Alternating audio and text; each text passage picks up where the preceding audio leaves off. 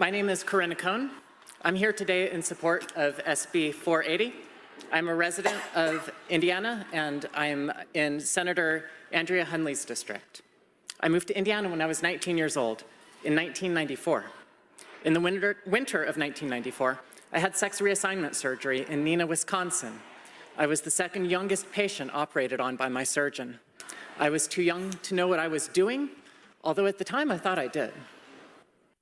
I'm arguably the first person to start transition because of influence of the internet. Today, there are tens and thousands of boys and girls who receive all of the validation they could want, assuring them, and sometimes their parents, that the best thing they could do to become a whole and healthy people is to take steps towards surgically removing their sexual organs. I'd like to tell you that I've lived as a woman for the last 30 years, but that would be a lie. I sought to change my sex, and it took me more than a decade to arrive at the understanding that I was trying to do the impossible. I did not live as a woman, but as a man doing my best to blend into the world as a woman. My heart breaks for the young people who are being lied to by well-meaning enablers, as they will need to learn the same painful lesson I learned.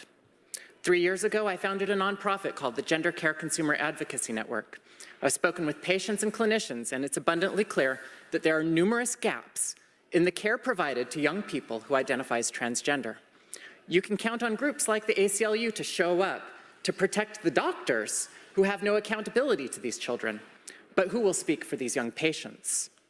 Which party traditionally cares about the rights of the marginalized? Which party has members who post signs in the yards that read, "In this house we believe science is real"? Which party has held itself at arm's length from concerns raised by a growing number of clinicians regarding the reckless trends in adolescent gender care? It is time for Democrats to step away from the shouting and misguided mob and come sit at the table with patients, policymakers, and clinicians who are trying to find reasonable solutions to a growing medical nightmare.